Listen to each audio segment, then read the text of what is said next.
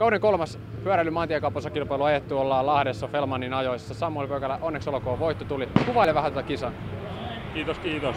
No, kisa lähti tutun vauhdikkaasti käyntiin, et siinä tuli iskuja vähän väliä ja sitten yhdessä vaiheessa huomasin, että sieltä oli meiltä toi Hännisen Juho oli tuon Blitzin Janssenin kanssa irti ja ajattelin siitä, että koitan itse siitä välistä, että jos pääsis yksin tai korkeintaan jonkun toisen kanssa siitä. Ja sehän menikin sitten ihan hyvin, että pääsin siinä yksin lähtemään eikä siitä lähtenyt kukaan mukaan. Ja sitten mahtava kannustus tietysti vähän niin kuin kotiyleisöltä, niin kyllä se aina siivittää, että sitten vaan tiukkaa ajoa sinne kiinni. Ja sitten lähtikin hyvin, tulee ero tuohon pääjoukkoon ja meidän pojat sitten hyvin hoiti pääjoukossa hommat silleen, että sieltä ei lähtenyt mitään porukoita sitten sinne eikä syntynyt sellaista taka-ajoa. Niin sitten viimeisellä kierroksella meillä oli vähän varaa Juhon kanssa siinä vuorotellen iskeä ja koittaa saada siitä eroa.